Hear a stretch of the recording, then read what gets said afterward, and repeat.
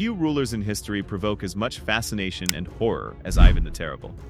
Crowned in the mid-16th century, Ivan IV was the first man to rule Russia as Tsar, a title that symbolized absolute authority and imperial ambition. His reign transformed Russia from a loose feudal state into a centralized empire, but at an enormous human and economic cost. Brilliant, devout, paranoid, cruel, visionary, and broken, Ivan was a man of extremes. To understand him is to understand how power, trauma, and fear reshaped an entire nation. A crowned child in a world of intrigue. Ivan was born in 1530 to Grand Prince Vasily III of Moscow and Elena Glinskaya. When his father died suddenly in 1533, Ivan inherited the throne at just 3 years old. Real power passed to his mother Elena, who ruled as regent and proved to be an able stateswoman. She strengthened Moscow's defenses and introduced a unified monetary system, bringing rare stability to a fragile state. That stability did not last. Elena died unexpectedly in 1538 at the age of 28, likely poisoned during a noble power struggle.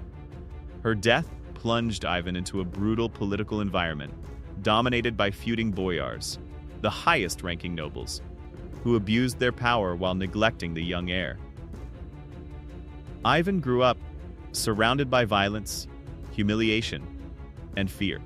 Chronic neglect and exposure to cruelty during these formative years left deep psychological scars that would later define his rule. Becoming Tsar. In 1547, at just 16, Ivan was crowned Tsar of all Russia. The title was unprecedented. Until then, Moscow's rulers had been known as Grand Princes. By declaring himself Tsar, Ivan claimed authority equal to Byzantine emperors and Mongol khans, positioning Russia as a successor to fallen empires. The early years of his reign showed promise. Ivan revised Russia's law code, limited some noble abuses, and confirmed the right of peasants to move between feudal lords at specific times. He established a standing army and founded Russia's first state printing house, which produced religious and administrative texts in Russian. These reforms hinted at a ruler who wanted order, efficiency, and modernization. But catastrophe soon followed. Just months after his coronation, the Great Fire of Moscow destroyed much of the city, killing thousands and leaving tens of thousands homeless. The disaster deepened social unrest and reinforced Ivan's belief that enemies, both real and imagined, were everywhere, crushing the Mongol legacy. One of Ivan's greatest military achievements was the destruction of the Khanate of Kazan in 1552. Kazan was a powerful Tatar state and a successor to the Mongol Golden Horde that had once dominated Russian lands. Ivan led a massive army eastward and laid siege to the city. After weeks of bombardment, Russian forces breached the walls and captured Kazan in a brutal assault that included widespread massacres and the destruction of mosques. The victory ended centuries of Mongol dominance over central Russia and opened the Volga region to Russian expansion. To commemorate the conquest, Ivan ordered the construction of St. Basil's Cathedral in Moscow, a masterpiece that remains one of Russia's most iconic landmarks. Legends later claimed Ivan blinded the cathedral's architect to prevent him from ever creating something as beautiful again, though historical evidence suggests this story is a myth. Loss, betrayal, and descent into paranoia. The 1560s marked a turning point. Russia faced famine, military failures against the Polish-Lithuanian Commonwealth, and devastating Tatar raids. Trade routes were cut off, the economy faltered, and Ivan's mental state deteriorated. In 1560, Ivan's beloved first wife, Anastasia Romanovna, died under suspicious circumstances, likely poisoned. Her death shattered him emotionally. Around the same time, one of his closest advisors, Prince Andrei Kurbsky, defected to Lithuania and led enemy forces against Russian territory. To Ivan, betrayal seemed universal. In 1564, Ivan dramatically left Moscow and announced his abdication. When the state descended into chaos without him, envoys begged him to return. Ivan agreed, but only if granted absolute, unchecked power to punish anyone he deemed a traitor. Terror as policy. Ivan returned to Moscow and established the Oprichnina, a separate domain under his personal control. To enforce it, he created a feared personal guard, known as the Oprichniki. Dressed in black and riding black horses, they symbolized death and divine punishment. They were authorized to seize property, torture, and execute anyone suspected of disloyalty without trial or appeal. The Oprichniki ruled through terror. Nobles and commoners alike were arrested on rumor alone.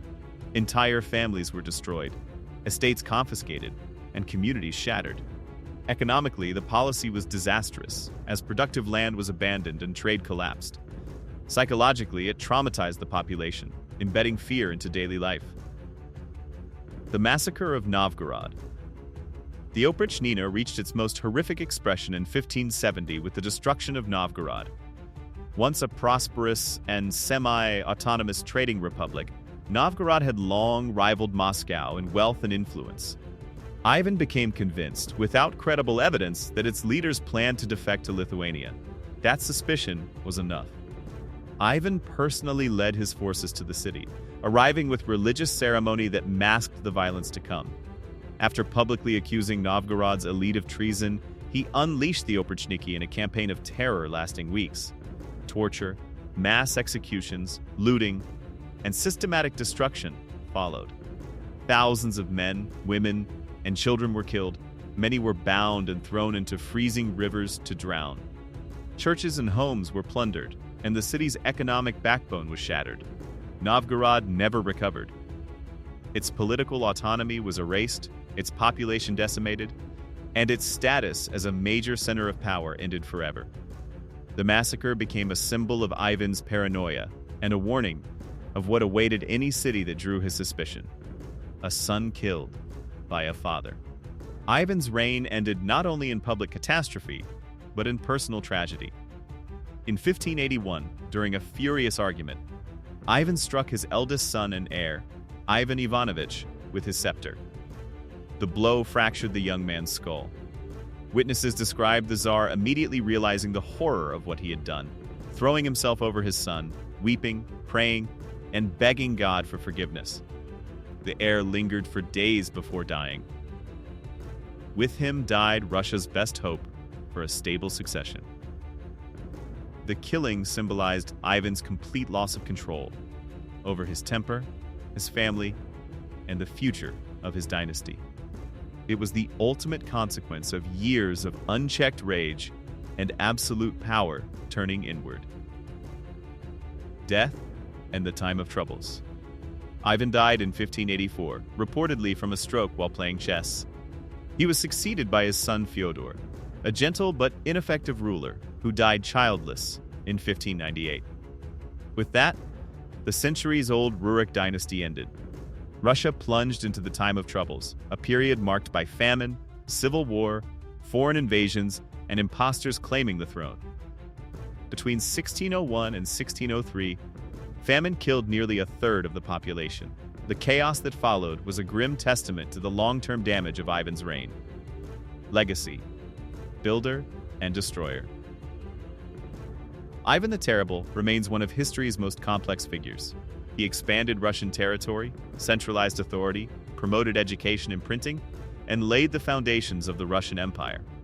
He was also a poet, composer, and deeply religious man who valued learning and knowledge. Yet his legacy is inseparable from terror.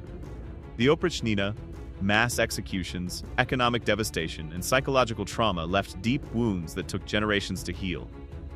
His reign demonstrated how absolute power, combined with personal trauma and paranoia, can both build and destroy a nation. Ivan did not leave behind a dynasty or a stable system, only a reputation that continues to divide historians. He was not simply a monster, nor merely a misunderstood reformer. He was a ruler shaped by suffering who reshaped Russia through fear, ambition, and unchecked authority. So in the end, Ivan the Terrible stands as both a builder of empires and a man consumed by fear and power. His legacy still divides historians to this day. If you enjoyed this deep dive into history and want more stories like this, like and subscribe.